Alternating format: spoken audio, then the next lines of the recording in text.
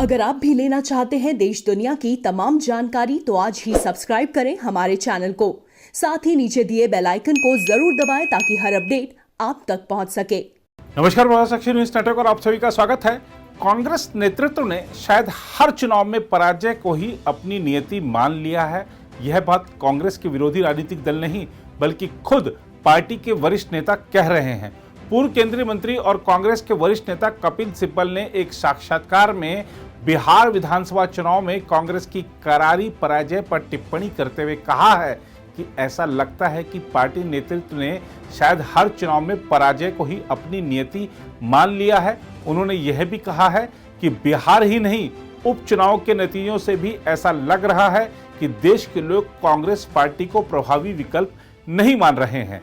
यही नहीं, कपिल सिब्बल के इस साक्षात्कार को रिट्वीट करते हुए कांग्रेस सांसद कार्ति चिदंबरम ने कहा है कि यह आत्मविश्लेषण, चिंतन और विचार विमर्श करने का समय है। लेकिन सवाल यह है कि क्या कांग्रेस आत्मविश्लेषण करेगी?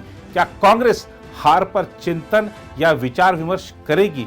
कांग्रेस का आलाकमान तो सिर्फ इसी बात पर चिंतन मनन करता रहा है कि कैसे पार्टी की कमान को अपने परिवार तक ही सीमित रखा जाए। कांग्रेस का आलाकमान तो सिर्फ इसी बात का चिंतन मनन करता रहा है कि इस बार छुट्टियों में कहां चला जाए।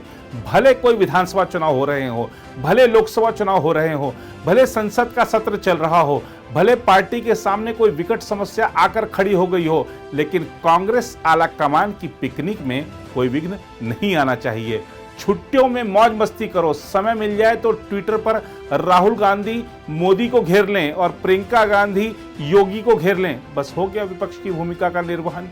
कांग्रेस सिर्फ अपने सिद्धांतों और विचारधारा से ही नहीं भटक गई है, बल्कि किस चुनाव में किन मुद्दों को लेकर आगे जाना है इसको लेकर भी अटक गई है। हालिया कुछ राज्य विधानसभा चुनाव की बात कर लें तो ऐसे लोगों को प्रभारी बनाकर भेज दिया जाता है जो अपने अड़ियल रवैये के कारण राज्य के नेताओं को भरोसे में नहीं लेते, सिर्फ अपनी चलाते हैं और जैसे ही चुनाव परिणाम कांग्रेस को चलता कर देते हैं, यह प्रभारी लोग भी वापस दिल्ली को चल देते हैं। अचंभे की बात यह है कि ऐसे प्रभारियों को कांग्रेस में लगातार तरक्की भी मिल रही है, जो कि पार्टी को पलीता लगाने में जुटे हुए हैं। क्या कांग्रेस में जनाधार वाले नेताओं की कोई पूछ है? यह सवाल जरा एक बार जनाधार वाले नेताओं से करके देखिए, वे ऑफ द रिकॉर्ड अपने साथ हो रहे अन्याय की लंबी कहानी सुनाने लग जाएंगे। कांग्रेस का शीर्ष नेतृत्व पिकनिक खूब मनाता है और राजनीतिक पर्यटन भी उन्हें खूब भाता है। हाथरस मामले को लेकर सड़क पर उतरे राहुल और प्रियंका अब इस मामले को भुला चुके हैं और उन्हें यह भी पता लग गया होगा कि कैसे जनता ने उत्तर प्रदेश विधानसभा उपचुनाव में कांग्रेस का सारा घमंड चूर चूर कर दिया है। दरअसल कांग्रेस के शीर्ष नेतृत्व की दिक्कत यह है कि राहुल और प्रियंका अनुभवी नेताओं की बात सुनना छोड़ चुके हैं। उन्हें लगता है कि जो लोग भी उन्हें सही सलाह दे रहे हैं वह गांधी परिवार के खिलाफ हैं। यही कारण है कि वरिष्ठ नेताओं से विमर्श किए बिना राहुल और प्रियंका जिन मुद्दों का चयन करते हैं और चुनाव के दौरान जो मुद्दे उठाते हैं, उससे लगातार पार्टी को भारी नुकसान उठाना पड़ रहा है। यही कारण है कि भाजपा को कहने का मौका मिल गया है कि कांग्रेस जिसे छूती है वह बर्बाद हो जाता है। अब भाजपा की जरा इस बात में कितना दम है यह भी देख लीजिए। कांग्रेस ने उत्तर प्रदेश में समाजवादी पार्टी से गठबंधन किया, सपा बर्बाद हो गई। बिहार में कांग्रेस की वजह से राष्ट्रीय जनता दल का सरकार बनाने का सपना चकनाचूर हो गया। कांग्रेस की वजह से तेलंगाना और आंध्र प्रदेश में चंद्रबाबू नायडू की तेदेपा बर्बाद हो गई। कांग्रेस की वजह से कर्नाटक में जनता दल सेक्युलर के नेतृत्व वाली सरकार चली गई। देश के अन्य राज्यों में भी आंकड़ों पर गौर करेंगे तो पता चल जाएगा कि देश की ग्रैंड ओल्ड पार्टी का क्या हाल है। कांग्रेस के नेताओं में पार्टी छोड़ने की होड़ लगी है। विधायक हो या सांसद अब कांग्रेस के प्रति वफादार नहीं रह गए हैं और पाला बदलने के लिए मौका देखते रहते हैं। ऐसी स्थिति में आम कार्यकर्ता आलाकमान की ओर आशा भरी उम्मीदों से देख रहा है, लेकिन आलाकमान अगली पिकनिक कहां मनाए इस बात की सोच रहा है।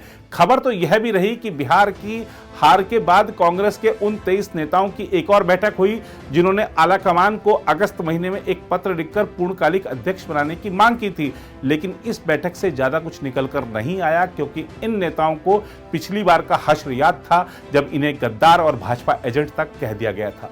पर बिहार विधानसभा चुनाव परिणाम के बाद जिस तरह आरजेडी के नेता कांग्रेस को घेरने में लगे हुए हैं, उस पर कांग्रेस पलटवार भले कर दे, लेकिन पार्टी को यह सोचना ही होगा कि वह देश में गंभीर राजनीति करना चाहती है या नहीं। हम होते तो 15 मिनट में चीन को बाहर कर देते, हम होते तो यह कर देते, वह कर देते जैसे बयान विश्वविद्यालय के छात्र संघ चुनाव में तो काम कर सकते हैं, लेकिन विधानसभा और लोकसभा चुनाव में मुद्दे अलग होते हैं। यह बात कांग्रेस के शीर्ष नेतृत्व को समझनी ही होगी।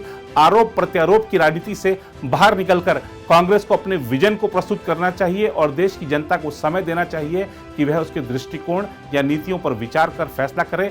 लेकिन कांग्रेस के वर्तमान नेतृत्व से इस बात की उम्मीद कम ही है। भाजपा का नारा है मोदी है तो मुमकिन है।